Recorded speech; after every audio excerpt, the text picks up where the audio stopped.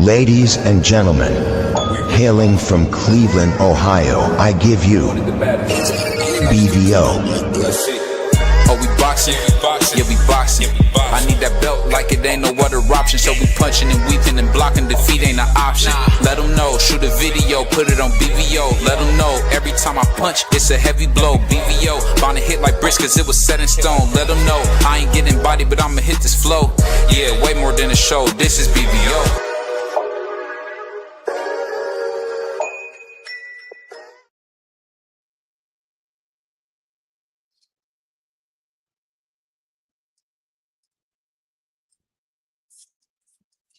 Yo, what's up? What's up? What's up? It's your boy, BVO Sports TV.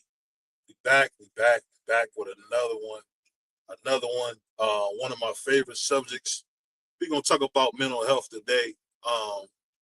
And today's subject is my mind's playing tricks on me. The reason I brought this subject up for two reasons. Me personally in the past, I've suffered with things that affected me mentally. And I think one of the biggest mistakes I ever made when I was dealing with that was not to acknowledge that I was upset or not to acknowledge that it bothered me. And I'll say too many times in life, we'll have things that affect us. And for whatever reason, we won't address it. We won't talk about it. We won't put out there why we feel the way we do. And, what I want to do with this podcast since day one is to help people with real things they're going through.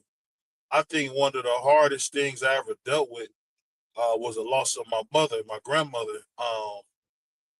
And I say that 5 years later because she meant so much to me and she did so much to make me the man I am today. And it's just funny how grief goes because sometimes you think you're grieving properly and you're not.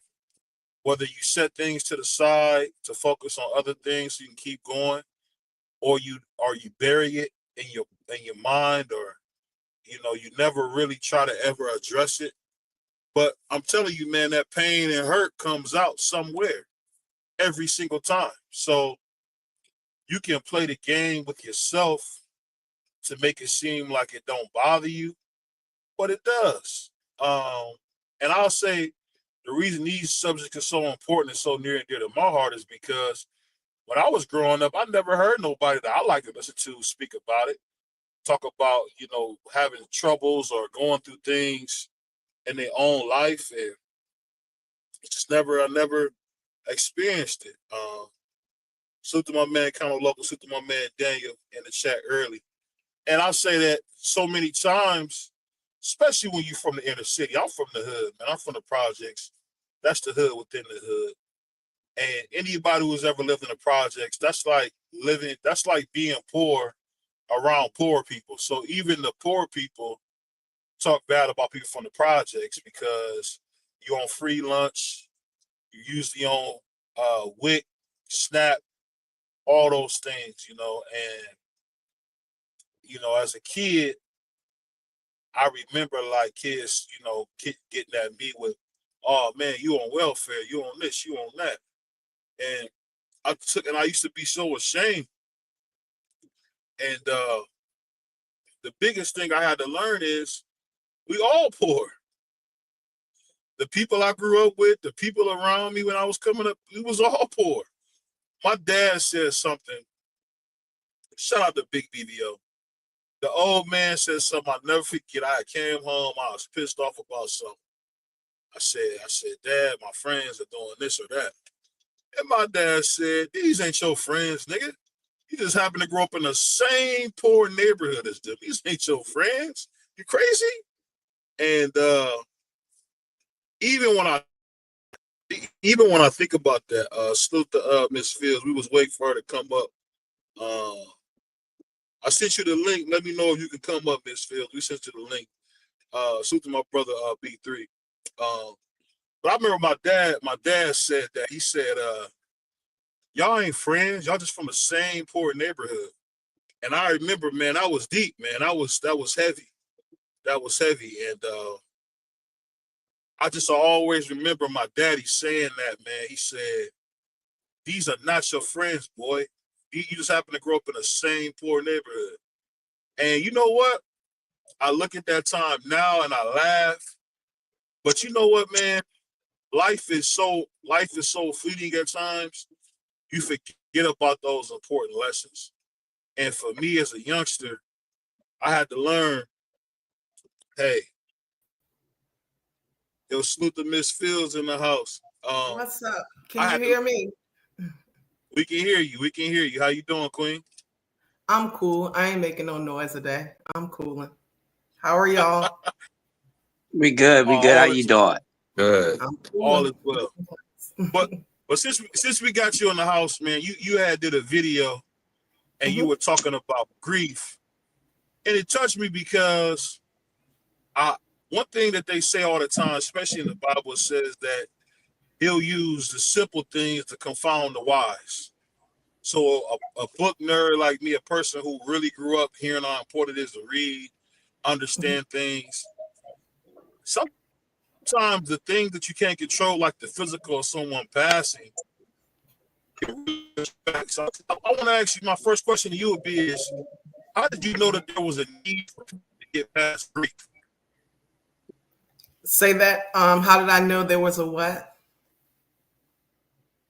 How did you know there was a need for people to get past grief? Like they needed Um, someone to kind of point out that they are walking around with grief.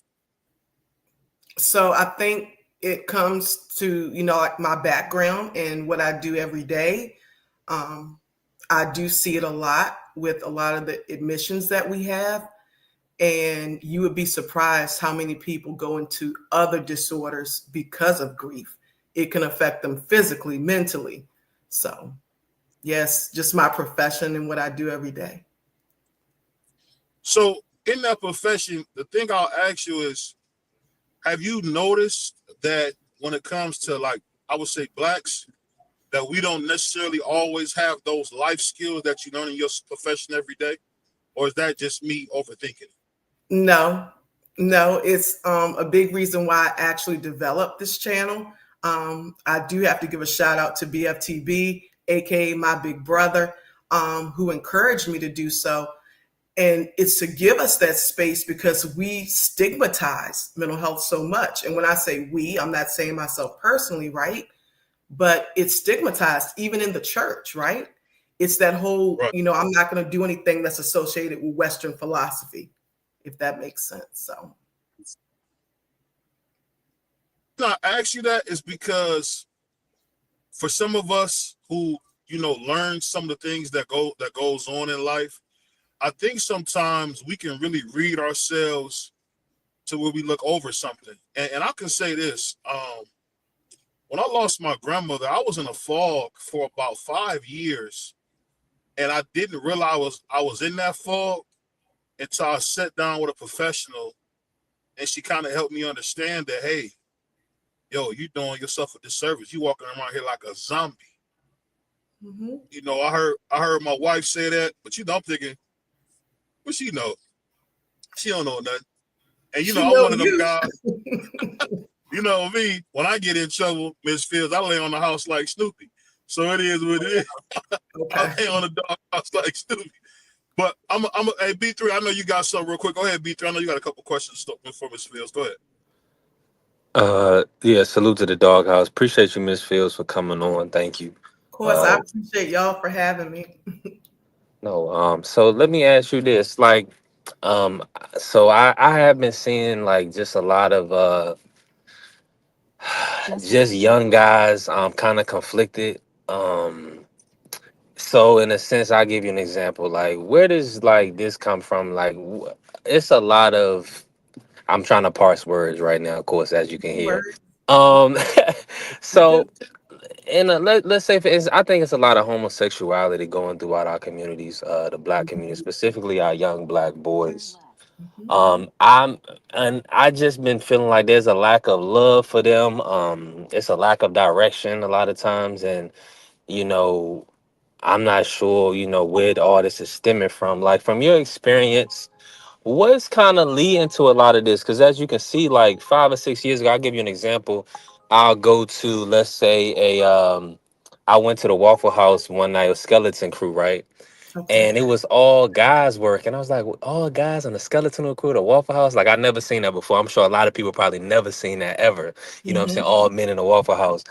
And then it's okay, but that wasn't, I was like, okay, I moved on from that. Hmm. But then just the other day, I went into a McDonald's and it was all kind of like a homosexual group of guys that was working it. And that kind of threw me off too. And I was like, hold on, like this whole crew in here, everybody. I'm like, you got young guys, 16-year-olds, 5'10", 210, looking like they're supposed to be running back somewhere. And they sweet. And it's a little sad, man. It's just sad because I got Running a back heart for the is youth. diabolical. I'm sorry. Running back is diabolical. Go ahead. No, for real though. But all I'm saying is, I just said all that the same as Phil is that I have a love for the young guys, man. I really want to see them do well and prosper. As our community, we need all of our members to kind of to lift each other up. In the sense that when we go through our daily life, we are representation of each other, and a lot of times you'll get mistreated based off the poor actions from another person. So I just kind of want your thoughts on it. Like, what you thinking this is stemming from with kind of the males in our community kind of going through this tribulation right now? Okay. So it was a lot in that, right? Now Yeah. let's go all the way back. So we're talking about, these young males and what we're now seeing holistically among us, right? It's almost become the norm, if you will. Um, what I think about first off is I think about previous generations where that sort of behavior, especially in our community, was totally like, you better not. Does that make sense? Yeah, There 100%. used to be a time where it was like, if you're gonna do whatever you're gonna do, don't do it around us. They better not know you my child, and so on, right? The world we live in now, media has so much influence, right? They make these behaviors normalized. Um, so then let's fast forward a little bit. Also, yeah, I heard you when you said, does it come from maybe a lack of direction? Maybe, I'm very careful with my verbiage just because of ethical codes, right? That I have to Yes, uphold. But absolutely. what I will drop on you is that it wasn't until the 1980s that even homosexuality and things of such were removed from the DSM. And a lot of people don't know it was just that recent, you know. So it's a long list of reasons that people, men especially, maybe, you're seeing it more often and it's becoming normalized. It's in commercials, it's in kid shows, it's in, I mean, you almost have to literally like censor everything if you don't want that in your household, right? But a big thing also can be childhood trauma, sexual trauma. I deal with that a lot. So I hope that answered your question, though. Before Yeah, I we move on, appreciate you. Yes. Yeah. I want to send a big shout out to my man Varnell Hill from Winter Robins, Georgia. Let me play his drop real quick, Miss Fields, before we get him on here, because he won't talk till he hears his drop. I do it for the children. You can take the children and bounce them on their knees.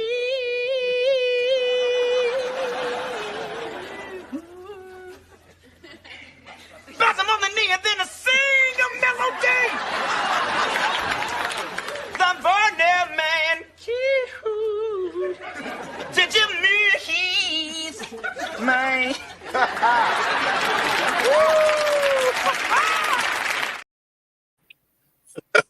So what's going on, Dub? I know you got a couple questions for Miss Fields. Go ahead, Dub.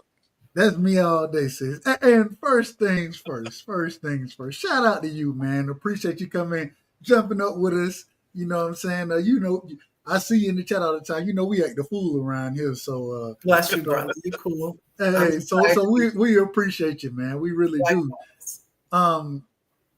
And I don't have too many questions because I'm jumping in a tad bit late, so I don't want to ask the same question over. But just kind of going off of what you were just saying, I think it's so interesting. The denigration of the black man, right? We see this on a regular basis, and we've actually seen, and kind of how you were bringing up the things of homosexuality, those type of things being brought into the community. And now, if you don't accept it, you know what I'm saying, you're frowned down upon. You're in the wrong if you don't accept it. I grew up with old people. Exactly. I always tell people I grew up with old folks. You know what I'm saying? And it wasn't something that was just easily accepted. You know what I mean? Big Mom, she went heavy. Now you can do what you want to do outside of her house, but when you get over here, you're gonna be in order. You're gonna be in line, my cousin. Exactly. Respectful. What do you think that push comes from? And do you think there's a direct attack? Because I always say there's a direct attack on, and I think BVO would agree with me here. There's a direct attack on the straight black man, possibly the straight man in general, but I don't know. I can only speak for black culture, and so I think there's an attack directly on straight black men, and I think it's being pushed on the community. Where do you? I think I have an understanding of why, and I'm gonna give you mine after you give me yours. But what's your opinion on that push, and do you think that that is being directed at the straight black man? Okay, so my first question is, do you want me to speak from clinical standpoint and perspective, or just my personal belief system? Both. Okay. I love it. I love freedom. Okay, so clinically, it's no different than what I said earlier. We're talking about technology. All these things have changed over the years. In previous generations, I was excited because I had a pager, okay? Like the phones look like big blocks back then, cell phones or whatever, when you would ride around in the car with them. Now, they have so much access to everything, so they are being influenced. It's amazing to me how many children this day and time don't even go outside just to play, if that makes sense. And so I look at that and I'm like, wow, that's a big thing that changed as far as their socialization piece. They are more influenced by media than, like you were saying, big mama, grandparents, mom and fathers that are going to keep them in line, uncles and aunties that are going to keep them in line, role models, mentors. They're just influenced by everything and everyone else. And so that has now become their truth, because a lot of that media stuff isn't real, if that makes sense. No, personally, I find it difficult. I provide therapy, and I see a lot of those individuals every day. And the first thing I have to accept is my own personal biases, because I don't understand it. I'm not going to judge you. And yet still, I'm like, geez, it just seems like everywhere I turn, either somebody is saying, hey, I don't want to be called a man anymore. I want to be called they, or I don't identify as anything. I mean, it's hard to deal with, to be very honest, especially in the field I'm in, where I have to constantly show unpositive regard. It's very hard. It's interesting you said, even when you bring up first things you brought up, that's very interesting. I got a son, 10 years old now, just turned 10 in April. And one of the things I love is that when he get home, he understands he's going to get home about 4, he could get out the bus about 4:15. Mm-hmm. He know that 4:45 is when he can go outside. You know what I'm saying? Get your homework done, right. Show me your homework, and then you can do your thing. And that's how it was. When I was coming up, man, tell me I couldn't go outside. When it was raining, oh man, now I got to stand with y'all. Mm-hmm. It's the worst thing ever. I didn't have no phone back then. He got his phone. Right. At the same time, I still see that eagerness, that want to go play with his friends, to go out there and play football, jump on the trampoline, play basketball. You know what I'm saying? Be a boy. Be a kid in general. I ain't even going to put that just boys or girls. To be a kid. Right. You know what I mean? And even that, one of the reasons I left Atlanta is because it was very, you never know who you're growing up around. Respectfully, in the city, the country is a little different.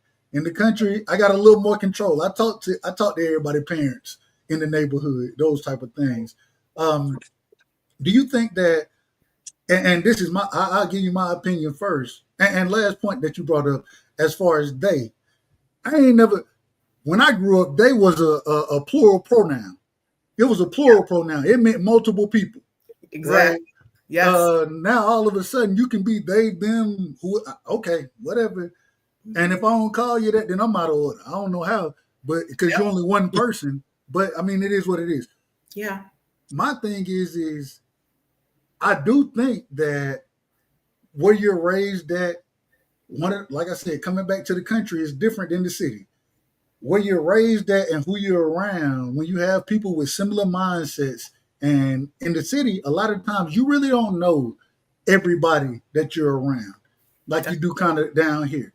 And so, do you think there's a lack of community that's leading into what we're seeing as far as the way these children are coming up, being raised, and the way that they're looking at themselves?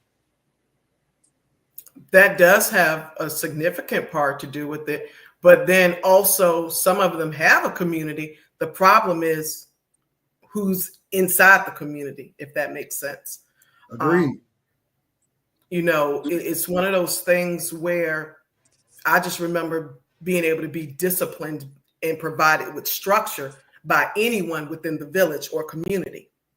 It wasn't. And then I'm gonna get it when I get home too. I'm gonna get it from you and them. Yeah. So it was a lot of things that the community back then varied, and differed greatly than the community we see today. Another thing that came to my mind when you saying, about the community, I think about the ages and almost the parents of some of these children who are having children. And I look at the source. And so when I see a child who is just lost and doing all of these things, and then I look at the parent, and then I might know the parents' parents, and I'm looking at the source, I'm like, damn, I sure hope, and I apologize for cursing, I'm actually doing very well. I sure hope that you do have someone surrounding you outside of this influence, because you're not going to get it within the home that you live in. Does that make sense? That definitely makes sense. Makes sense. It makes a lot of sense. And first things first, you can cuss all you want to over here, because even though BVO tell you he don't want no cuss, he gonna go to every other platform and act the damn fool. That's what he gonna do. So cuss as much as you want to. We not mad at you. We not mad. That has not been my experience, so I can't speak on that. But the second thing that you said, I'm kind of like you. I know, and a lot of the where I'm at now, I grew up with some of these people. Not all of them, not all, but some of them. I grew up with them. But then I can also go talk to them and get an understanding and feel of who is my son being around. You know what I'm saying? And when you're raising a little boy, I always say, hey, you gotta be on top of them, because we gonna try any and everything we can do to do the wrong thing. I don't know how it works. It's the rebellion in us, but you got to be on top of them. So I need to know, you know what I'm saying? Who parents are you being around? Who are you? What other children are you playing with? And what values do they have? Do they have the same values that I have as a parent? And what I find is, once again, the country, you kind of have more of that than you do in larger communities. You know what I'm saying? Because who knows? And I'm not going to know everybody that you're playing with. I'm not going to know their parents the same as I would here. Last point. Do you think the lack of fatherhood, right? And we talk a lot about fatherhood over here. Do you think that plays a role into the downfall of the today's children? And I'm not going to say downfall. Let me rephrase that. Not the downfall, but the way that they look at things and the way that they act. And versus, like you said, you grew up with old folks like I grew up. We understood that if I go down to the twin Bradley and Brian them house and I do something out of order there, they mama can put hands on me, and then they gonna go tell Big Mom, my grandma, my mama what happened, and then they gonna put hands on me. I got discipline all the way around. Whereas now, if you put your hands on somebody's children, the police being called on you, and you're like, hold on, wait a minute. Well, all they did was threw a brick at somebody, or all they did was out of order, and we trying to make sure that they in order. I think there's a difference there. What's your thoughts on that? That was a lot. So it is. It's a conversation that I hear all the time in the YouTube streets. And it is real that not having a father, and I want to be really intentional when I say this, not having a father that is effective and has positive impact in one's life can contribute to a lot of those behaviors, right? And I also know some that didn't, and they still don't behave as such, right? But I do say that it definitely helps a whole lot when the youth do have a father and not just somebody who birthed them, because anyone can be a sperm donor, right? But someone who is actually either standing, bridging that gap, a mentor, or their birth father who is having positive impact and is leading by example the best way he knows how. So I do agree with that. Last question, I keep saying last, and I'm gonna pass it after this. I don't believe you anymore. Go ahead. Hey, don't believe me. Don't believe, because I might have another one after this one. Respectfully, respectfully. I say this respectfully, but I'm gonna be in order. Okay. Do you think that the whole not being able to put your hands on your children, like we speaking on now, I got hands put on me. Mm-hmm. I pick my own switches. I'm just telling the truth. I pick my own switches. I done heard kids say certain things, as far as not my sons per se, but kids say things that, especially at soccer practice, different practices, those type of things, right, get mad at the parent. Say some of the things, and I'm sitting here like, you should have let him.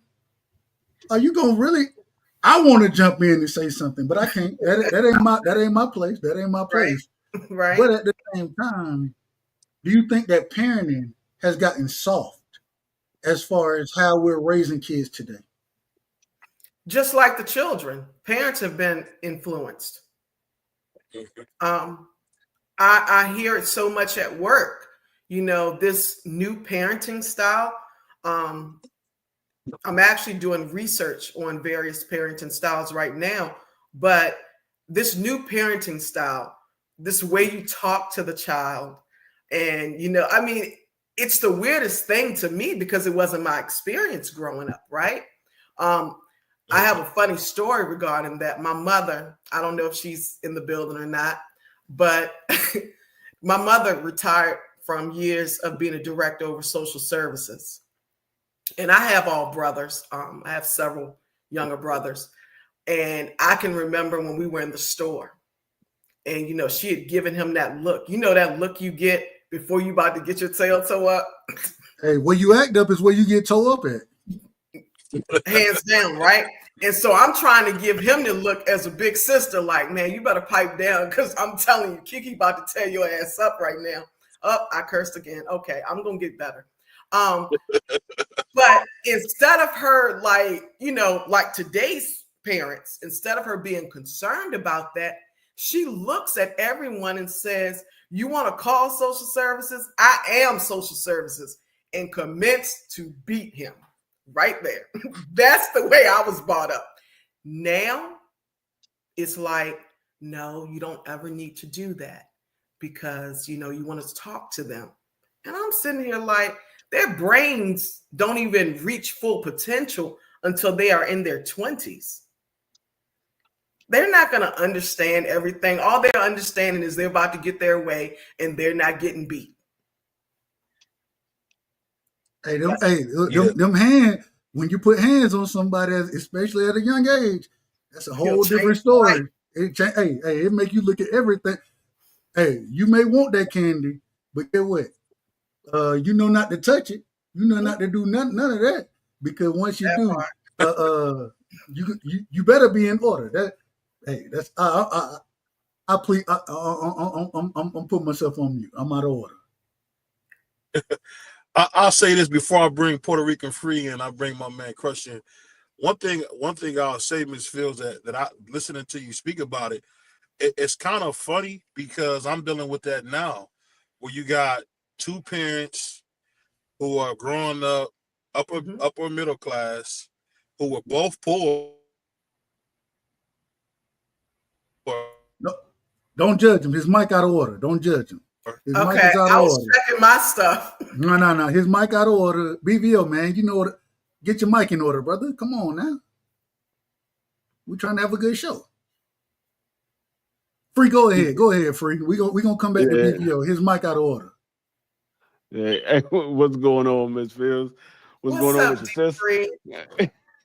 Not much. Hey, I have two questions for you. One, what was it that sparked your interest in doing the job that you do? What made you decide to do what you do? Wow. Okay, I'm gonna go there. So many decades ago now, I used to be really big in sales. I worked in corporate America, and I mean, I was good at it. And you know how it is when you're good at something, you just push it. And I did really well and excelled in corporate and all those types of things. And before you knew it, we won 2020. I don't know if anybody remembers that show. And corporate was folding from all of these lawsuits, and it was just done. And a good friend of mine hit me up and was like, hey, you know, these group homes hiring. I'm like, what is a group home? I mean, I'd never even explored that, that field of such. And I went there and I was actually hired, and I was working with an individual that then at that time she had intellectual disabilities. And they had given me a form to like complete, almost like a checkoff box, you know, as far as making sure she did her ADLs and all those things, right? Right. And for some reason, my brain wasn't good with that. And what I found is I was more trying to understand why she is behaving in this way. Because just because she may not be able to communicate the way we may, she is attempting to communicate something. And that's what led me to this from that one moment.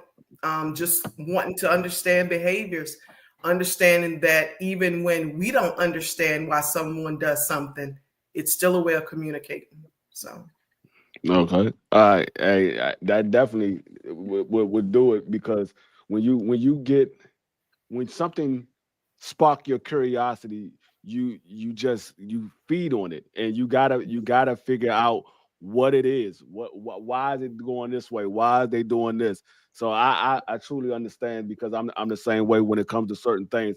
If something hits my curiosity, I gotta figure out what's going on. And it's the same thing within my line of work.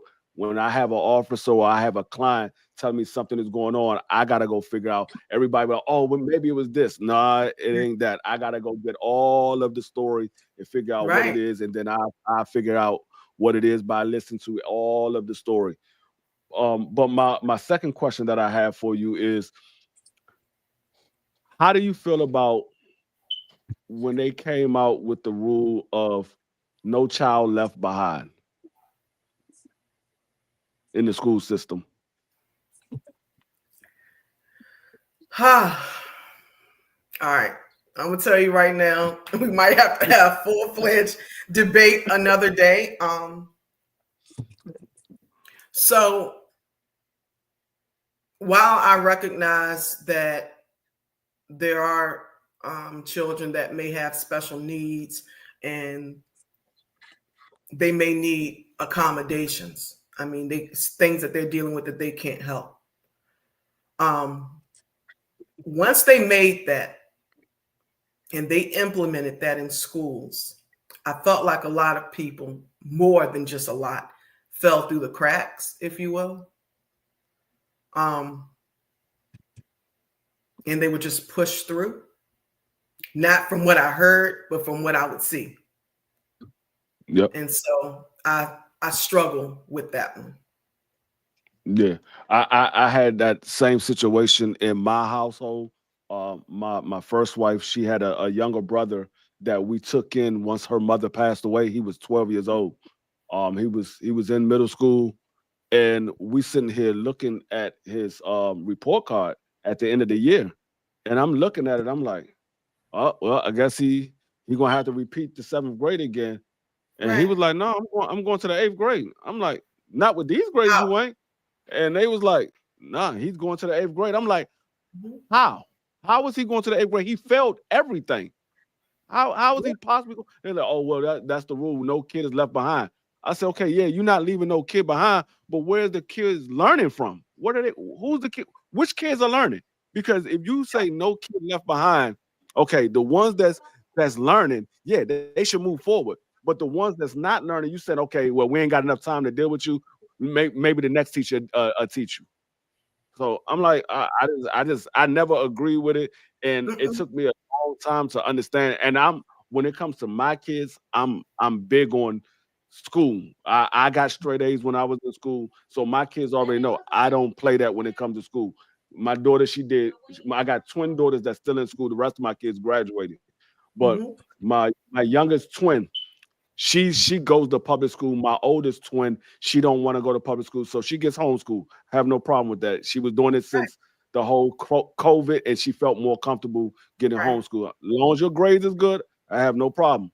So my youngest twin, going through school, was doing great. All of a sudden, I get a phone call.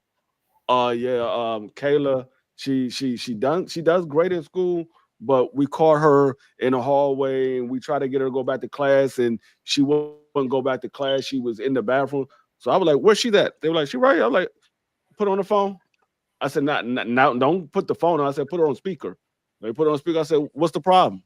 She's like, "Nothing." I said, "So you don't know how to listen all of a sudden?" She was like, "No, I do." I said, "Oh, so you know what this means then? So since you do know how to listen and you understand what's going on, you know what this means, right?" He's like, "Yeah, that means you're gonna beat my tail." I said, "Yeah." And the teacher was like, "Oh, you can't do that." I said, "Says who? Who you gonna call? Who you gonna call to say that I can't beat my child?" He's like, "Well, I'm gonna call the police. I am the police." Now what? So she was like, well, we might have to call. I said, I'm gonna discipline my kid the way I see fit, because we have too many kids out of here on the street that don't get disciplined, and you wonder why the kids are acting the way they act. They don't get disciplined. Right. I'll say this. Sorry about that, Miss. I got a call. You know, everybody want to call you when you're on your live, but I'll say this. One of the things that I've noticed, especially when you know Puerto Rican Free was alluding to, I think a lot of times everybody wants to make it easier for their children, and it's just how it's been pretty much since I would say since World War II, because there was a generation called the Greatest Generation, and they spoiled the baby boomers rotten. If you look at, you know, men and women circa 1920 through 40, in the Black community, that was our biggest time economic growth, between the 20s and the 40s. And I think that's attributed to how they were. I think one of the things that's been our demise is to not have the father in the home, and to purposely empower women to look at men almost as a accessory or a bag. Give you a prime example, and this is just me being honest. I see more pretty women by themselves with a gang of kids. So somebody making some kids, but I hardly ever see fathers, and I don't know what to attribute that to. You got some people who say this clown narrative that families don't matter or mom and daddy do this and that, but everybody needs to have both if they can. And I think the hardest part is for me, I don't understand why we take out corporal punishment with children, right? Right. But then they said they want to. Then you hear the police chief of Memphis say, "Get your kids." I'm just wondering what can we do if you tell us to get our kids and then we get them, like Free said, with whooping them, because I mean my grandma she liked to whoop tail. Her and my grandfather, I think they enjoyed it. My granddad would get off work. He didn't have as he called it Mr. Gilmore. Mr. Gilmore had his foot on his back all day at the factory. He gonna whoop some tail if something ain't right. And I'm wondering, do you think that is just as another ply to make us weak, or do they think that's something that's really going to help children by not getting corporal punishment? That's a hard one to really answer. I mean, I'm pretty sure as many as we can find that feel like yourself, we can find just as many to say that that's going to help, because the parenting style has changed so much over the generations. And who's making these decisions has changed. And so I think that one's, it's a lot of these things that we can find those of us who are like, what the heck? I ain't with all of that. No, that's my kid. That's what I'm going to do. And then you can also find somebody that's like, no, I actually think it's best, because when I was reading in this Cosmopolitan or whatever magazine that blah, blah, blah, really, it's the world right now. And it's sad, but it doesn't negate the truth. So. Ain't nobody really reading them books and magazines, but the individual who out of order. They the ones reading it. The out of order individual. I was like, is that the name of it? Cosmopolitan. Yeah. Okay. You know the funny thing about it, there was an article in Time magazine. I like to do a lot of reading because I grew up with old people. So my granddaddy said, "Boy, the least you can do is read out this library, because I had to bleed for you to go in it." So I'm a big reader.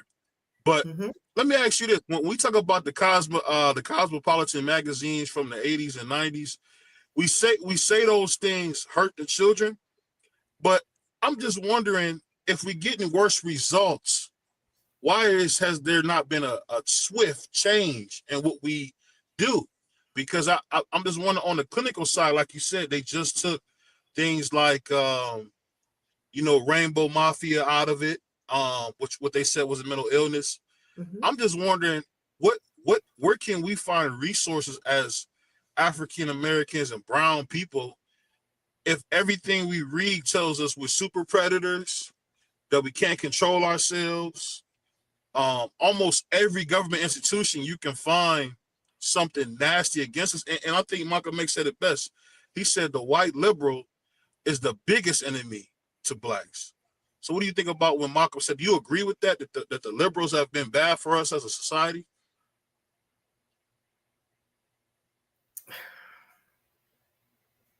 From my experience. You gotta put you on the hot seat. I said, we got to put you on the hot seat.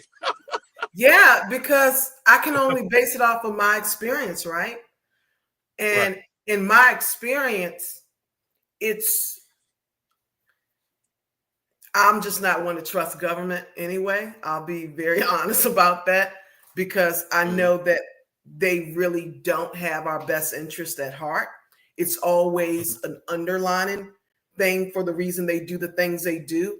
And we don't know about it until, bam, here it is. And it's like, oh, that's why you were doing this, because you were trying to distract us from what you were doing before our very eyes.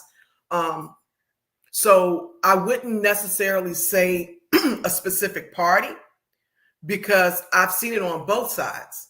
Like I said, my experience, I'm the only Black therapist where I work at. So I'm constantly having to stand 10 toes down when necessary. I come from an inner city, so it looks totally different where I work at, because I'm like, damn, I ain't never really worked with this many people that are not Black before. And so I hear all sorts of stuff, but I'm not going to lie. from my experience, especially where I work, it's a lot of those within that party that do push a lot of these ideologies. And then on the other hand, they say, yeah, but it's going to be good for, the Black people too. It's going to be good for minorities. Yeah. I don't agree, to be honest. We got the grumpiest man in YouTube history, my man Crush. What you got for us, Crush? Hey, What up, Crush. everybody? What's going on? How you doing? I'm awesome. How are you? The OG Crush is in the building. What's Oh, up, yeah. Dub? What's going on? Sergeant Arms. Here's the thing, right? When we talk about having a 2-parent home, here's the thing. That can even go either way because I have seen it. I've seen children grow up with both parents, and the parents was the total opposite of what these children act like when they went on the other side of the door. Half of my friends who wound up in prison, their fathers wasn't guys that ran the streets. So it's what about when you get on the other side of the door, because that's when you have that freedom. So it's up to you to take what you learned and was trained at home out on the street with you. And the reality is, no matter if both parents are home or if they get the traits from the parents or not, people are making their own decisions. I've seen people abandon manners, like literally abandon manners, and watch these people grow up with manners and don't even have manners today. Women that I know that grew up with manners, you open the door for them, they don't even say thank you. Now you say, you didn't grow up like that. So people are making their own decisions regardless of how they being taught at home. That's just facts because I've seen it and I see it day in and day out. So you can only do your best job as a parent. It's not going to guarantee that it's going to work out for you, because I've seen the worst come out the best and I've seen the best come out the worst. So it's really up to the individual, and that's what called breaking a barrier comes into the play, because it's up to us. We can't keep talking about the parents, no matter if they're doing the right thing or not. It's up to us, because we're going to make those decisions when we go on the other side of the door. A lot of these boys, the first gun that they picked up, their fathers didn't give it to them. They didn't even know they had them in the house. So they was listening to men on the street and had fathers at home that was taking care of them, putting clothes on their back, food in their stomach, and made sure they went to good schools. So it's all about the individual. So you have to take that into play too. But what some parents do at home is effective. And when it comes to beatings, a lot of parents are not with that. Right. And some are. That's not going to work for every child. Don't think whooping ass is going to work for every child. It would not. I've seen a lot of people not come out so good. Everybody didn't make it out good by getting them switches on their ass. Some of those switches on their ass got those guys in prison, and some of them set them straight. It's what you convey from that message. It's what you convey from it. Just because you whipping ass doesn't mean they're going to get the message that you trying to convey to them, because they the one receiving the pain. So they got to make that decision at the end of the day, not you. Even though you the parent, you whipping their ass, they feel the pain. They got to make that decision. Hey, I'm not going to do this again, or maybe I'll be more slick about it, or don't do it at all. Mm-hmm. But that don't work all the time either, because in some households, people say, I don't want to beat my children because that's what was supposed to happen to your ancestors. So it's give and take. So you got to think of these things on both sides of the coin, because it's not one-sided all the time. So that's all I wanted to add on to it. But great build and great talk. No, I think appreciate what Crush that. is saying. Oh, go. Sorry about that. Go ahead. Oh no, I was just telling Crush that I do appreciate that, and that is true. And all I was gonna say is that everything that y'all are discussing, a lot of times it's because child parents, whomever, when they grow up, they may lack values. They may lack a personal identity, and that's just from a mental health standpoint. And what I see once they're released out in the world and they become admitted. So, yeah. You know the sad thing, Miss Fields, I think is because I grew up in the projects. That's the hood within the hood, that's where you poor around other poor people. You the poorest of the poor, and I think the biggest thing that's so crazy is when you send these young children to jail, or you send these children to the youth authority, like I went to as a kid, it makes you worse. It makes you worse. And the one thing I'm so shocked about is that if you look at the numbers from the 70s in a lot of these major cities, the crime was in half. So I'm trying to understand how did great granddaddy and great grandma have a community. When you hear about Philadelphia in the 70s, I mean the 70s and in the mid 60s, it was a black metropolis. And it seems like, and I could be wrong, you can tell me if I'm wrong on this, it seems like after the riots and then came, crack cocaine, I don't think we've ever recovered. Is that me? Am I wrong to think that? No, and like I said before, we also exposed to much more than we were back then. It's much more to do now. It definitely didn't help when all those things were dropped in black neighborhoods. It's quite concerning because at one point, blacks were doing their own thing. Blacks were their own, taking care of their own communities. And it seemed to be working very well that way. And I'm not saying what I heard. I mean, it's been proven that it worked. Of course, you're going to have some outliers in there, right? But Right. I look at it now and it's like, I ain't worried about them, And then you do have, I think of just even the small city I'm from, in Virginia, you do still have, black cities that they do their best to pour out. They do their best to mentor and to do all the things and gatherings and community. And you still see the same darn thing. I'm not going to curse.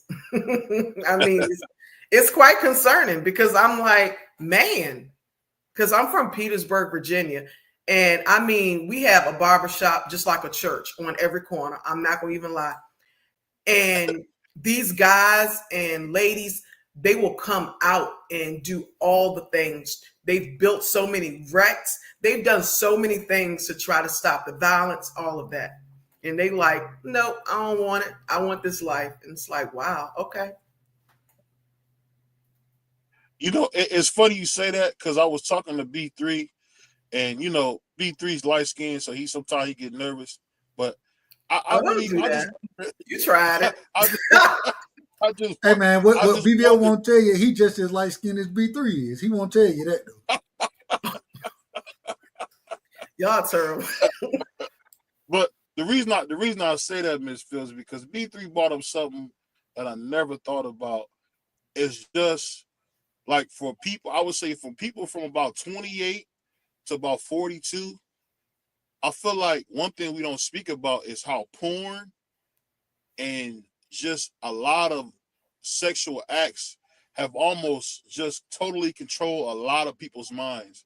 They had a thing here in Cleveland where these young kids were in elementary school and they were having warts on their face. I don't want to get into what they were doing, but these kids were getting warts on their face.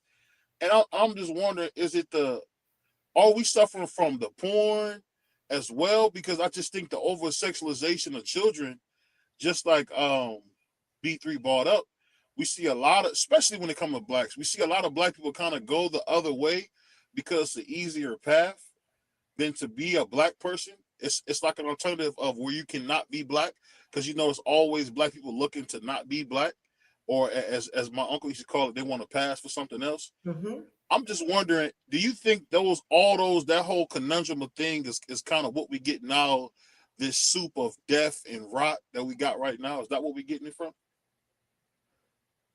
It could be. It goes back to we today and the children of today are exposed to so much more than even as parents that you can control. And that's the sad thing. Salute to D Free for allowing his daughter to be homeschooled. My husband and I have often spoke about that, and we try to encourage, friends and family members like, hey, listen, ain't nothing wrong with homeschooling your kids just because of the way things are going right now. It's scary. I'm going to be honest with you. It's quite scary. And I don't think we've seen Um, the worst, to be honest. Now, when we go ahead. talk, Go go ahead, ahead. Doug. My bad. Go ahead, Doug. Go ahead, Doug. And it's an interesting conversation. When we talk about homeschooling, one of the things I always worry about is the lack of social development, Mm-hmm. right? Mm-hmm. The problem is I'm not sure I want the social development because of what society has kind of become. So when you bring up homeschooling and you say, you encourage individuals to do homeschooling, those type of things with their kids, um, and I've forget what I've seen. What would you say to somebody who says, well, it may stunt the social growth? Because one of the things we learn as kids is how to be social creatures. You know what I'm saying? Being around our friends and our peers, those type of things as kids. What would you say to somebody who would say that may stunt the lack of social growth? In today's time, homeschooling looks totally different than what it did, even 40 years ago, right? I mean, things have gotten to the place now with these homeschool programs where they even will make recommendations in certain communities. I guess it depends on jurisdiction, state, whatever, but different ways that you can still socialize your child, but you still have a hand in it, if that makes sense. It just looks totally different than what it did many years ago. I can see it still being healthy if the parent or parents, guardians, whomever are intentional with that. As far as when you say intentional, are you saying making sure that they're able to do the curriculum? Because one thing I will say, and I can't speak for everybody, I grew up seeing a lot of people who can't even read and write. I know that sounds like funny, but I mean, I grew up with a lot of, I don't know the word for it, but I'll just say goofballs. I remember a guy being a senior in high school and could barely read, but he could hoop. He can hoop. He can hoop. So I guess I'm just trying to figure out how could that be an option to someone who can't read and write, because that's what we don't even talk about the literacy problem we have with a lot of these people. I mean, oh yeah, that's grown-ups another thing. can't do basic math problems. That's correct. So that's the thing I'm wondering, because a lot of things that the solutions we give people, we're giving people who have resources. And I'll be honest, when I was young, we didn't have those resources. If it wasn't identified that I could play football, I don't know where my life would be. And I'm just being honest. If that wasn't identified at a very young age, I'm talking about they knew that in first, second grade, I don't know where my life would be. What would you say to that? Once again, I'll speak from just where I'm originally from. They do a lot in like the local libraries. And so then even if we talk about homeschooling, you have tutors and even homeschooling that support, the parental as far as guidance for curriculums. Obviously, it's going to take resources to pay for that. But aside from that, you now have actual places in the community that will help with the literacy and things like that. Sometimes I'm going to be honest with y'all. I get concerned because there are so many resources out here, and it's like we won't even, just even try. It's like, oh, I'm cool with not knowing. I'm cool with not being able to read. I'm cool with, standing on the corner. And yeah. So it can be disheartening at times. I gotta tell you this. I gotta tell you this real quick. Go ahead. We need you to come up here and talk some boxing with us one day, because I'm a casual. No. Wait a minute. We ain't wearing. Wait a minute. Don't sell yourself.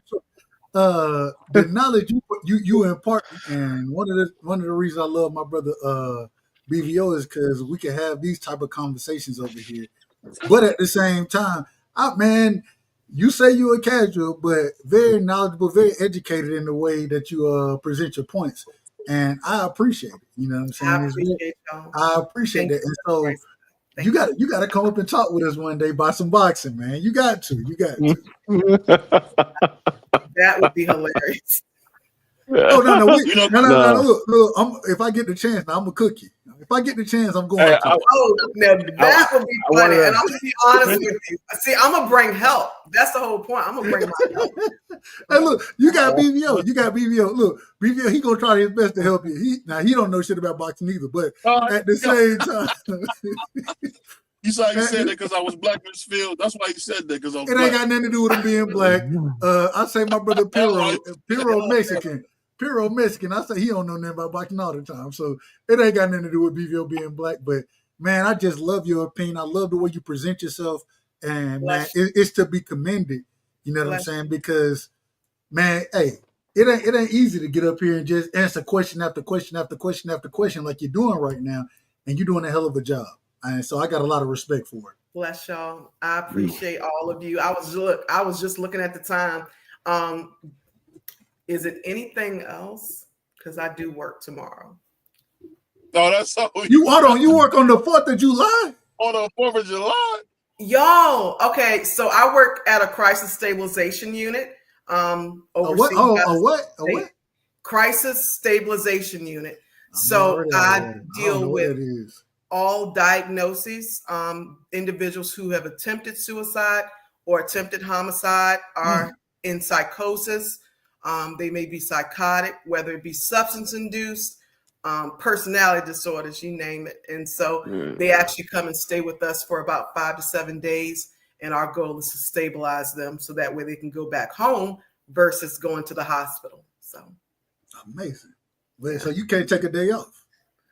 We're open 24/7. I was about to say, we need y'all. We need y'all. We get 3 days off. So that's how I'm able to be here tonight, because I'm off today. But I definitely appreciate you so much, Bebo, for even inviting me. I appreciate all of you who are on the panel. Some of you I see all the time in the YouTube streets. You definitely made me feel more comfortable, because I'm very, very shy and I'm an introvert. So this is uncomfortable for me. We can't tell either one. There's another thing that they don't know about you that I know about you. That you only wear dark lipstick. No. Hold on. Okay, so see now. Call him out of order, sis. Call him out of order.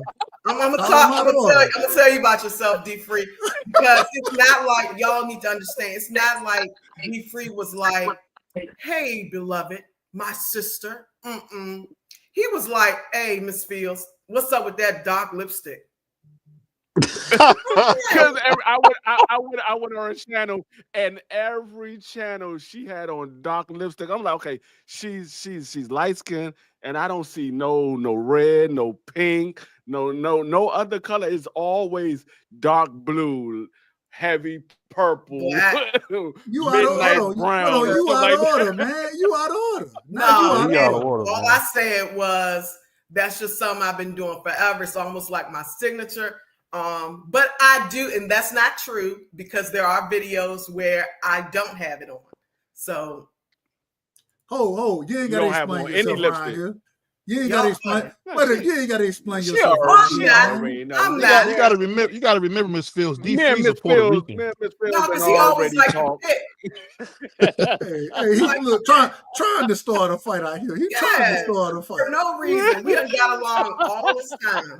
Might as well go on and put the gloves on. Put the gloves on. He can't swing back. Miss Fields be getting on me in the chat. I be watching the chat. I just don't comment on. No, it's all good. It's all good. I mean, it's to the point now where if I don't have it on and I do like a nude, my husband will be like, "Oh, damn. I forgot." He's shocked too. He's shocked. Yeah, because it's just always been my thing. So, yep. real quick. I got and because we definitely and we talk social issues, we talk all that over here, but we always talk boxing. So I gotta ask you, how did you get into boxing the way, and for you to be in the chats the way you are, you know what I'm saying, to have the comments that you do, you know what I'm saying, always knowledgeable comments. usually in order. I didn't see you out of order a couple times, but I ain't gonna say nothing crazy. How did you get into boxing? So I started liking. I was watching it with Layla. I love Layla Ali, right? Muhammad Ali during that time. But I didn't get into it heavy until my husband was like, hey, you got to start checking out some of these fights. And I was like, okay. And man, that's when I was like, oh my gosh, Errol Spence. Man, damn. I mean, I was so immediately, y'all. And that's how that went. Man, shout out to See, I thought you was gonna Mr. say Alicia Bungard, the GOAT. I thought you were gonna talk about Now he Alicia. finna start lying. Don't we not finna have that up here. Shout out Okay, to we Mr. talked Fields. about how I got started. Yeah, So shout out to Mr. Fields, man. Shout out to Mr. Fields. No, I'm grateful. Yeah, because I mean, he actually told me about BFTB boxing, and that's how I started listening there over 5 years ago. And then from there, I started, seeing this one, and I would go to this chat, and yeah. Well, I be seeing you, Rocky. I ain't mad at you. Yeah. So I be seeing you. So, and we appreciate you. And I always say, man, we need the sisters. You know what I'm saying? We need y'all because, hey, it's always fun to talk boxing, but at the same time to have y'all engaged and knowledgeable about the fights and the way that you are. Man, it's impressive, and I appreciate it. You know what I'm saying? I love it. And so I'm glad that we got you on tonight. I really appreciate it. I appreciate y'all. All right, y'all. All right, thank you so much, and shout out to BFTB. Nobody can say the N word like him. I love the way he say nigga. Well, wait a minute, Mister. Before you leave, we got to ask you one question. Yes. Did you have fun? I had an amazing time. Like I said, I felt comfortable, and this is my first time ever jumping on, like a panel. I went up on Drew's a long time ago, but that was like for 5 minutes, and it was easy. But this was a little different, because y'all was just throwing them joints. I was like, sheesh. Hey, you on point with it. So, hey, you accurate with it. You accurate with the punches, man. You accurate with the punches. I appreciate y'all. I got to give a shout out. Today, I'm actually rocking some merch from the Usual Suspects. They got that summer edition coming out for the ladies. So had to give a shout out. It's a Usual Suspect team. Had to shout out to the Usual Suspect, man. Shout out to them brothers. Blessings to you. I appreciate that y'all appreciated me. And I also want to just tell you I appreciate you just because Black men still matter. Your presence has always mattered. Your impact will always matter. So blessings to y'all. Man, much love, sis. Much love. And all right. It's a different salute when I see you now. It's a different salute. All right. All right. Bye. See ya. Amazing. That was fantastic. Yep. Yeah, that was a good conversation. Go ahead. No, I was calling you to see if your mic was straight because you wasn't saying nothing. Oh no, I'm good. Can you hear me? You got to get in order, man. You got to get in order. You've been out of order lately. Hey man, I'm trying to run around to the store, get ready for this, and trying to do this, trying to do that. I'm gonna have my stuff at the order next week. I'll get my new mic next week. We don't believe you, but that's okay. Hey, you know what? They didn't believe in Moses, man. That didn't stop me. Moses. You said Moses. God, hey, that nigga crazy. Shout out to my man, Right Side, man, because I like what we doing, man. I like being able to have guests like that, man. That's amazing, bro. One of the best. Yeah. One of the best guests. Yeah. And I love it's always different. And for her to be in the field that she's in and to speak, you know what I'm saying, be able to give some of the answers to questions we speak on the panel on a regular basis. I mean, it's brilliant. It's brilliant. So I appreciate it. And like you said, Dub, to get real answers, not just something somebody pulled out their butt. A real answer, Yeah. Because I mean, shout out to Free. He brought up something earlier. I gotta quit saying Free, everybody, because I want the kids to be all right, man. So some people got to stay in jail. Forgive me for saying that. Some people got to stay in jail, He man. said somebody, hey, they got to stay locked up. Some got to stay locked I up. ain't going there for Yeah. it. I ain't No, going there. I mean some. I mean, like I said, you can't say you want the community to be straight and then you want everybody to be out of jail. Somebody got to be locked up because some of these dudes are just out of order. They just is. They out of order. They need to be there because some people are just not built for society, and it's not nothing that anybody can correct. It's their mental. They just not built for society. And so sometimes they have to be behind bars or they have to be locked away somewhere. Maybe not behind bars, but maybe need to be locked in a padded room or something like that, somewhere they can't hurt nobody. Yeah. Man, so the padded room. You know, it's like my grandma used to say, man, sometimes the truth is not what you want to hear. Yeah, And what you're it's saying not. is the truth. Hey, look, my great grandma used to always tell me and my cousin, you know what she used to tell us? What's that? All y'all need boot camp. Immediately. All y'all need boot camp. That's the biggest crock of lies I've ever heard. Just tell me the truth.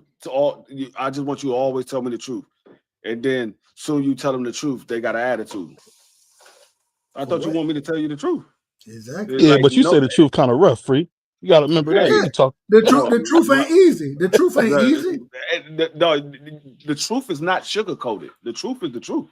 It's not sugar coated. It ain't gonna come to you soft. It ain't gonna come to you light. It's gonna come straight at you. You got to be ready for it. But you guys got to remember. Sometimes y'all tell the truth, it makes somebody want to put hands on you. But hold on. Hey, Big Ma said it best. Get what she used to always say. What's that? Folks don't like the truth because you talking about them. That's what she used to say. Folks don't like the truth because you talking about them. Yeah. So Big Ma one line. If the truth is the truth, what you want me to do? Lie? I can tell you what my father used to tell me all the time. The truth hurt more than me smacking you, because the truth hurts you to your soul. It'll hurt you to your heart, because you get the truth. Sometimes that truth is not what you wanted. It wasn't what you expected. Like when you have a loved one and they doing something that you ain't expect them to do, and you get the truth about it. That joint will hurt you to your soul, and you're like, you doing me like this? But that's what they doing. You doing me like this? But I mean, it is what it is.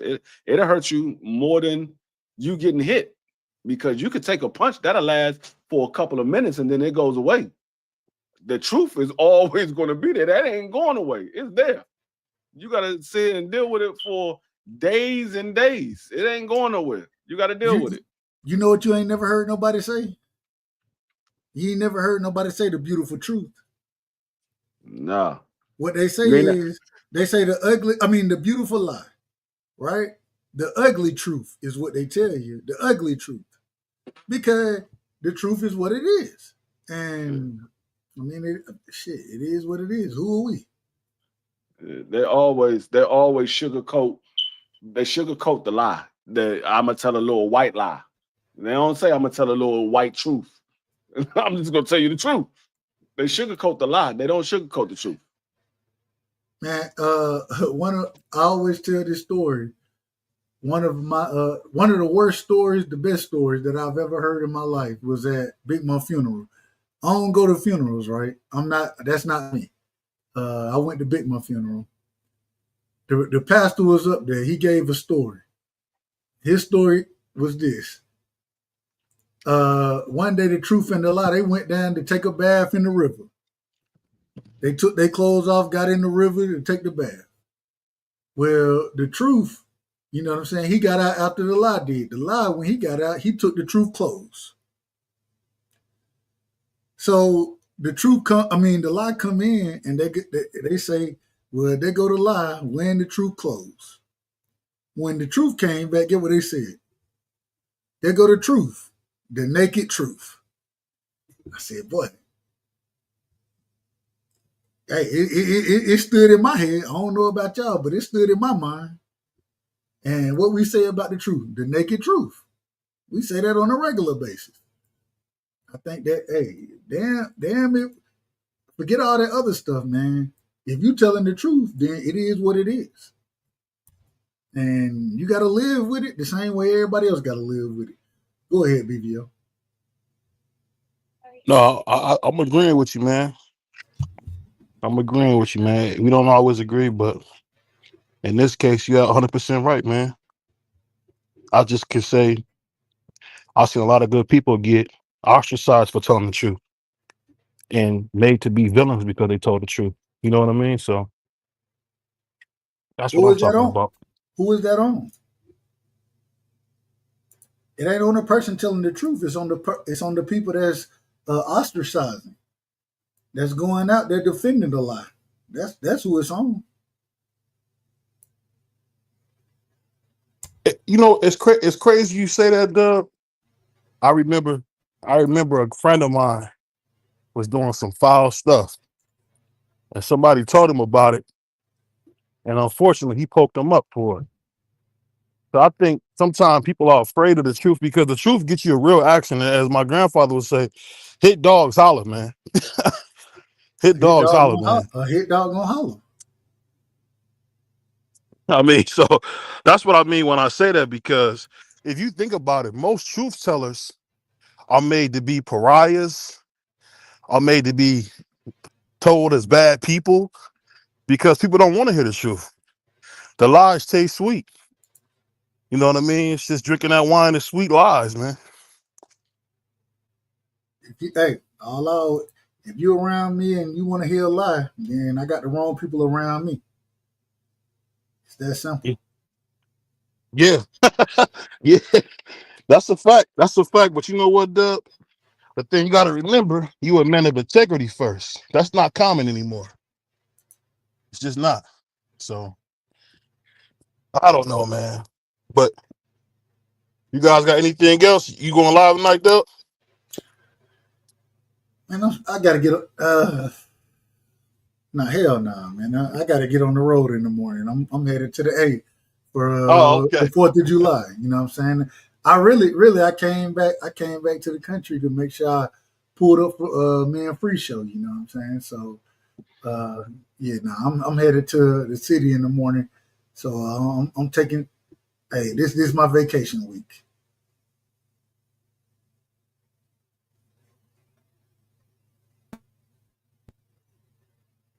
On that note, it's your boy BVO Sports TV. Shout out my man Dub Right Side. Shout out to Puerto Rican Prince D Free. Shout out Crush, the grumpiest man alive. Shout out B3 and B3 Picks. And we gone. Peace. Peace.